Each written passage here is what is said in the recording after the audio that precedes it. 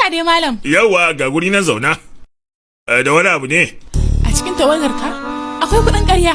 Sama a cikin tawagarta ba mu mai buga kuɗin ƙarya. Yayin da kuke addu'a? Waƙoƙin fim yayi ta rerawa. Wannan ne? Wannan ko kuma wancan ne? Ba ina. To waye kenan? Krishna Shastri. Ke yarinya har kan me zaki faɗa haka? Babban mutum ne da ya cece mu a lokacin da muke cakwakiya. Ina nufin mu ba kawai ƙananan malamai ne. Amma shine ƙurewa, shahara, ga zaka ƙuranci a komi. To shikenan. Inda ya cika babban malami kamar yadda kuka ce? To lalle ku yi wani abu guda. To me kenan? Yayin da ake addu'a? Kai kuma mazo. Kawai lokaci ɗaya kwatsam. Sai ku shiru ku daina. Yo to ai wannan ba fim bane da za a yi datse. Magana fa ake ta addu'a. Idan kuka tsaya kamar yadda nace, to zan biya ku babban kuɗi.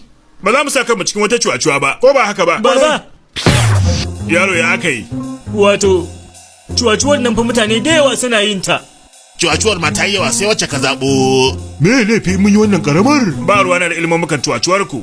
Ko da yake demokradiyya muke ra'ayin yawa ake bi, amma dole mu a hankali. Ƙwarai ma kuwa. To ku zo.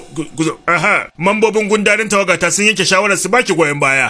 To amma ya za a yi musan yaushe ne za mu dakata kwatsam din? Yayin da kuke cikin addu'a, zan mari cinya. Sai kawai ku tsaya. Yo ai ma ba karatu ba kadai. Zuciya ma za ta iya tsayawa. Kai ba na son shakiyanci. To shikenan yayi. Akan wannan ciwaciwar da ake so mu aikata nawa za a biya mu? Kowanne daga cikin ku za